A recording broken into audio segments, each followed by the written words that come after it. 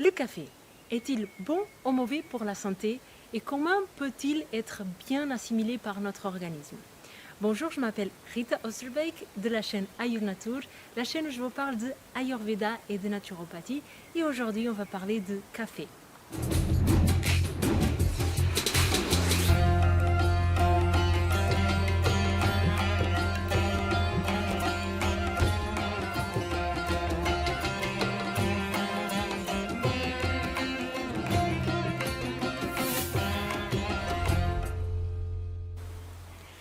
Alors, on voit souvent des diètes ou des monodiètes ou des jeûnes intermittents où la boisson comme le café ils sont acceptés et ça serait naturel et bon pour le corps.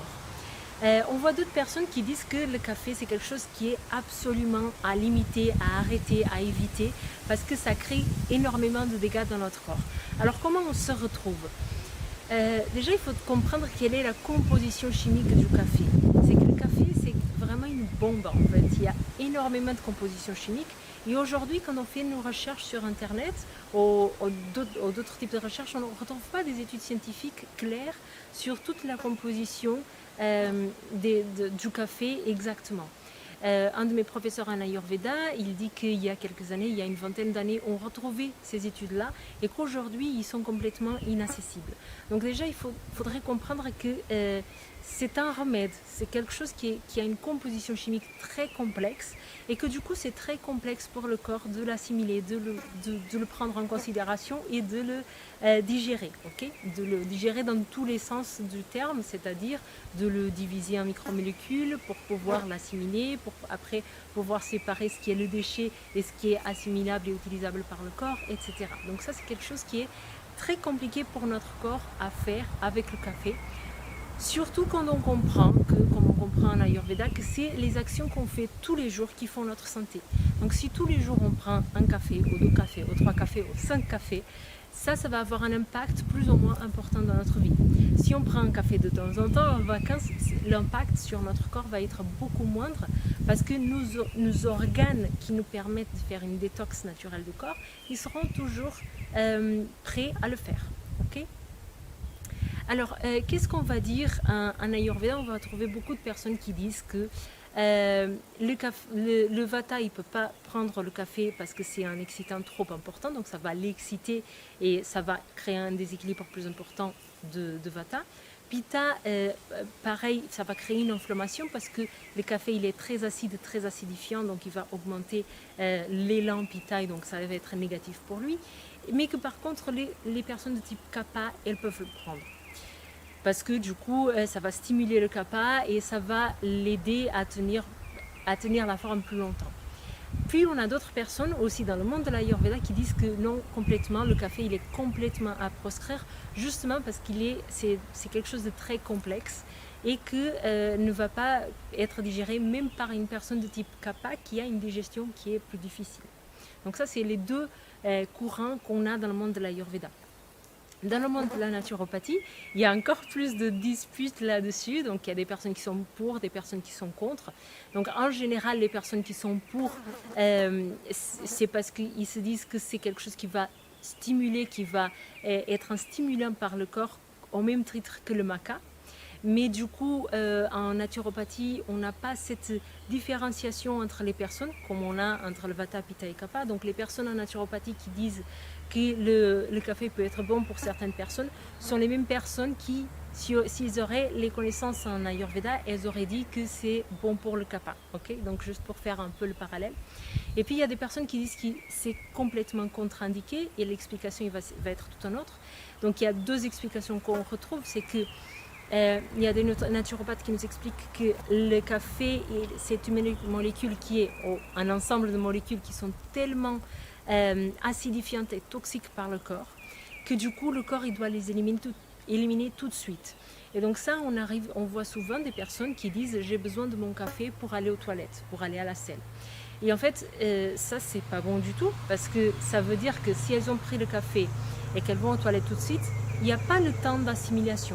Donc ça veut dire que tout ce qu'elles ont mangé auparavant, et parfois dans certains cas, tout ce qu'elles ont mangé dans les 48 heures précédentes, donc dans les 2 jours précédents, tout va partir dans les selles. Donc il n'y aura pas le temps d'assimilation de ces nutriments. Donc à la longue, ce café, il va nous fatiguer. Okay.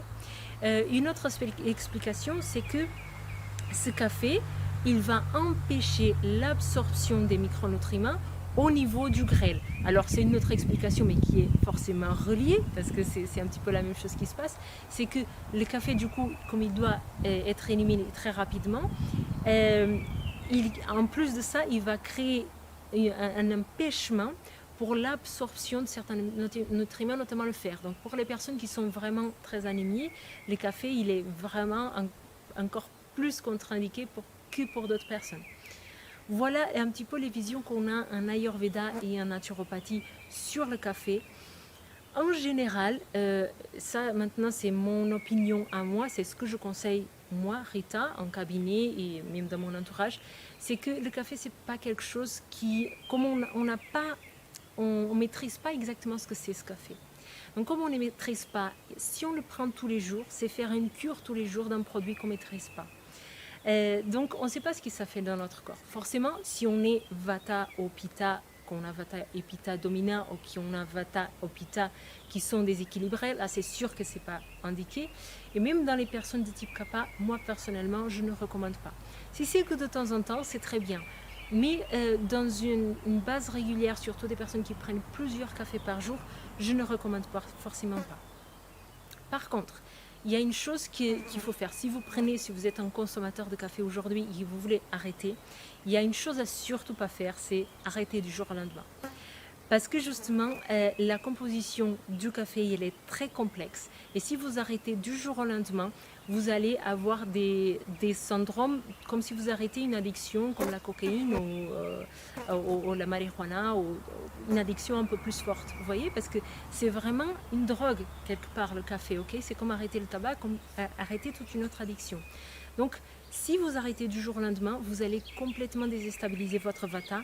Et si Vata est déstabilisé, les autres doshas, ils le seront aussi. Okay, donc, ce n'est pas un truc terrible d'arrêter le café du jour au lendemain. Si vous voulez l'arrêter, vous faites petit à petit. Okay, si vous prenez par exemple un par jour, vous pouvez commencer par faire un jour sur deux. Ou faire un demi-café au lieu d'un café entier. Okay, vous diminuez petit à petit le dosage jusqu'à pouvoir arrêter complètement et puis prendre que de temps en temps pour prendre le plaisir en vacances, etc. Okay. Puis une autre chose qui est aussi dite en Ayurveda, et ça c'est très intéressant quand on n'arrive pas ou quand on a du mal à arrêter le café, c'est les antidotes. Donc en Ayurveda, on utilise beaucoup les épices comme antidote de certains aliments qui peuvent être pas très bons pour nous. Donc pour le café, on peut utiliser un petit peu de cannelle pour minimiser ses effets. Mais encore une fois, pour être vraiment en bonne santé, il faudrait l'arrêter et le prendre que de temps en temps, ou carrément pas le prendre. Parce que le fait de continuer à le prendre tous les jours, par exemple 3 fois par jour avec de la cannelle, c'est pas ça qui va changer votre santé. Ça va minimiser peut-être un petit peu les effets, mais le problème, la cause, elle restera là, la cause de vos déséquilibres. Okay. Voilà, donc j'ai parlé de plusieurs choses, donc j'ai essayé de vous expliquer la vision en Ayurveda, la vision en naturopathie, et puis surtout, si vous voulez arrêter le café, comment le faire, et si vous voulez continuer, comment minimiser un petit peu ses effets.